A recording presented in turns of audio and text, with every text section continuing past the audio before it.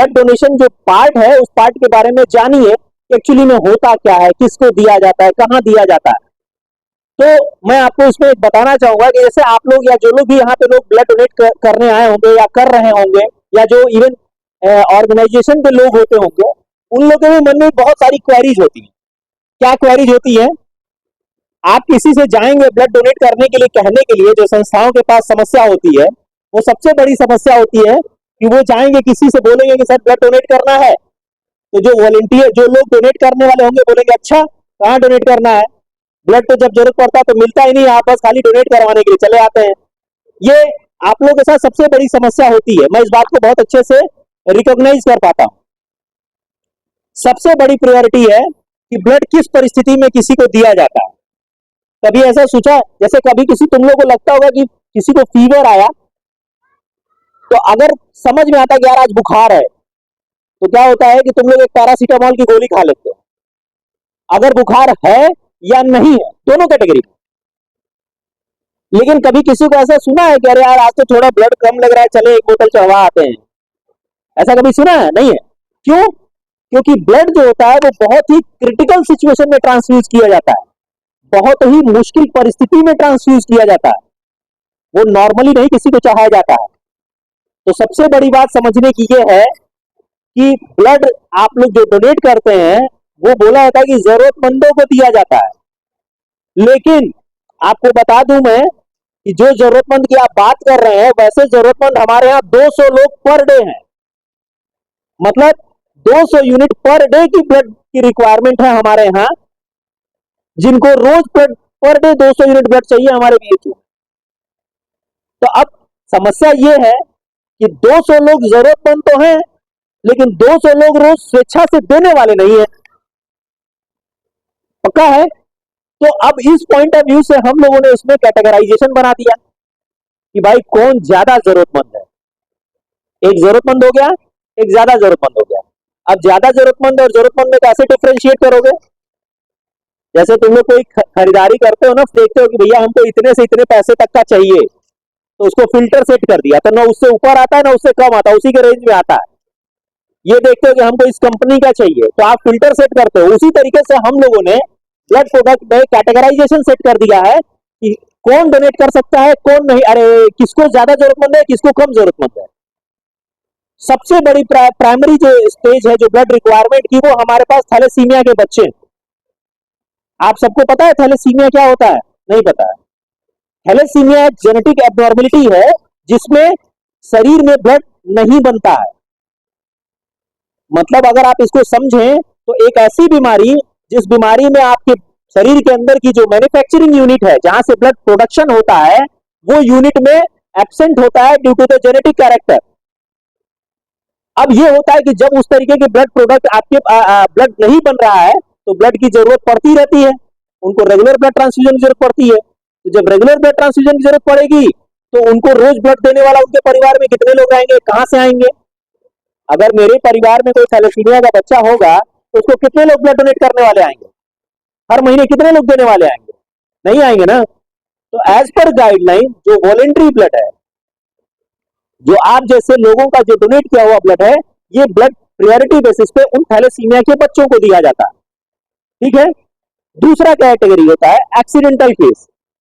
Suppose करिए कोई accident हो गया, एक्सीडेंट होने के बाद अगर किसी अस्पताल में या किसी ट्रॉमा सेंटर में, जैसे हमारे यहाँ बीएचयू का ट्रॉमा सेंटर है, अगर एक्सीडेंट हो गया तो मौके पे जो आसपास के लोग होते हैं वो उसको उठा करके अस्पताल ले जाकर के पहुंचा दिए। अब ये बताइए कि वो बंदा जो एक्सीडेंट हुआ है वो तो अपना नाम बताने की भी कंडीशन में नहीं होता है। कोई आसपास के लोगों ने देखा, उसको उठाया, उसको उठा के अस्पताल पहुंचा दिए। अस्पताल में क्या होता है, डॉक्टर देखेगा, देखने के बाद तुरंत पुलिस को इन्फॉर्म करेगा, पुलिस आएगी, वैलिडेट करेगी, ट्रीटमेंट उसका चालू हो जाएगा। अब पता चले कि जिस पेशेंट का हमको नाम तक नहीं पता है, उससे हम बोलेंगे कि नहीं तुम ब्लड डोनेट करो, या तुम्हारे पास कितने लोग हैं ब्लड डोनेट करने वाले? एज पर गाइडलाइन जो वॉलेंट्री ब्लड है, ये ब्लड इस तरीके के प्रायोरिटी केसेस में इस तरीके के पेशेंट को दिया जाता है। क्यों? क्योंकि उस वक्त में अगर उसको ब्लड नहीं मिलेगा विद इन हाफ आवर, तो वो पेशेंट एक्सपायर कर जाएगा, ये डेफिनेटली 100% डेड श्योर है। क्यों? क्योंकि वो एक्सीडेंटल की भयावहता बहुत गंभीर होती है। तो इस तरीके के मरीजों को हम लोग ये मानते हैं कि ये लोग ज्यादा जरूरतमंद है। हमारे पास और भी सारे क्राइटेरिया हैं, बहुत सारी क्राइटेरिया हैं, बहुत सारे कैटेगरी हैं, हम चाहे तो पूरा दिन इस पे बात कर सकते हैं। लेकिन मेरा बस मेन प्रोस्पेक्टिव इतना है कि आप सब लोग यंग पॉपुलेशन हो, आप लोग जब तक चीजों के बारे में नहीं समझोगे तब तक मेरे लाख चिल्लाने से कुछ नहीं होने वाला है। और ब्लड डोनेट करने का सबसे बड़ा वैल्यू तब पता चलता है ना जब आपके ऊपर अपने ऊपर कोई चीज पड़ती है। दूसरे पे तो सबको लगता है अरे ठीक है दे रहे हैं, डोनेट कर रहे हैं, चले जा रहे हैं, ये हो रहा है।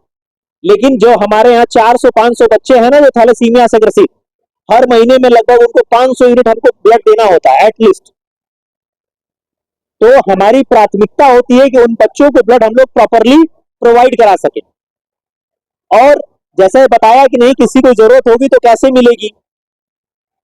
देखिए क्लियर कट बात है कि अगर आपको जरूरत के लिए ब्लड डोनेट करना हो, मैं इस बात को बहुत क्लियरली बोलूंगा कि अगर आपको जरूरत के लिए ब्लड डोनेट करना हो तो आप ब्लड मत डोनेट करा करिए। क्यों? क्योंकि ये कोई किसान क्रेडिट कार्ड नहीं है कि नहीं आपने बैंक में जमा कर दिया और बैंक से ले लिया। इसीलिए अभी गवर्नमेंट ने नया रेजोल्यूशन पास किया है कि सारे ब्लड बैंकों का नाम बदल करके ब्लड सेंटर कर दिया। क्योंकि ब्लड बैंक में क्या होता था, लोगों को लगता था कि बैंक है, हमने जमा किया, हम वहां से उतार लेंगे। इसीलिए एज पर न्यू गाइडलाइन सारे इंडिया में जितने ब्लड बैंक है उनका नाम ब्लड सेंटर हो गया है, मतलब रक्त केंद्र हो गया। रक्त बैंक की जगह पर रक्त केंद्र उसका नाम हो गया। तो ये चीजों को समझने की जरूरत है। अब एक कैटेगरी होती है कि सर हमने डोनेट किया तो हमको क्या फायदा होगा, सबसे बड़ी बात होती है। तो उसमें एक कैटेगरी गवर्नमेंट ने बना रखी है कि अगर आपने ब्लड डोनेट किया है within 3 month you are not eligible for donation, मतलब 3 महीने के भीतर आप दोबारा ब्लड डोनेट नहीं कर सकते हैं। और उस दौरान आपके mother, father, brother, sister, husband, wife किसी को भी ब्लड की जरूरत पड़ती है, उस परिस्थिति में that is the basis of sympathetic consideration, it's not your legal right, वो आपका कोई अधिकार नहीं है।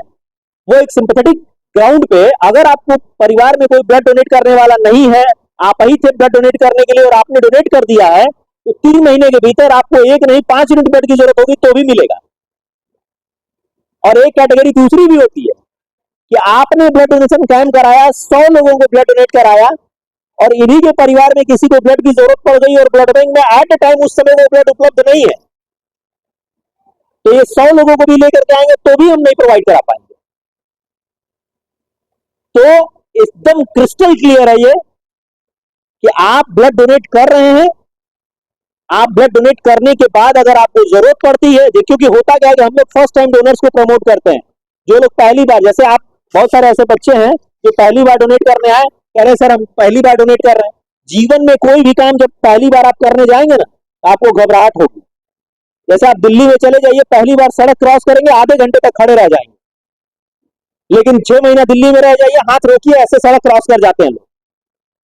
तो उसी तरीके से हम लोग की प्रायोरिटी होती है कि जो फर्स्ट टाइम डोनर है उनको प्रमोट किया जाए। फर्स्ट टाइम डोनेशन में 2 कैटेगरी के लोग डोनेट करते हैं। एक इस तरीके से फ्रेंड सर्किल में या कैंप वैम्प में लोग मोटिवेट हो जाते हैं, डोनेट करते हैं। दूसरा, जब आपके पे इमोशंस हावी होते हैं, मतलब आपकी माँ बाप भाई बहन कोई भर्ती है, उस कैटेगरी में लोग कहते हैं कि सर हम डोनेट कर देंगे, हमको दे दीजिए। तो एक बार जब आप डोनेट कर लेंगे तो आगे से आपको इस बात के लिए सोचने की जरूरत ही नहीं पड़ेगी कि नहीं हम डोनेट कर रहे हैं तो हमको मिलेगा कि नहीं मिलेगा, क्योंकि जो नहीं डोनेट करेगा वही 50 बार सवाल पूछता है, अरे हम डोनेट करेंगे हमको मिलेगा कि नहीं मिलेगा, ले जा करके बेच तो नहीं देंगे खून। होता है, हर जगह होता है, बहुत सारी अच्छी चीजें भी हैं, खराब चीजें भी हैं। I will not go to the into the detail, but right now I am just talking about what is the exact situation of that thing, मतलब जो परिस्थितियां हैं अभी मौके पे मैं उसकी डिस्कशन करूंगा।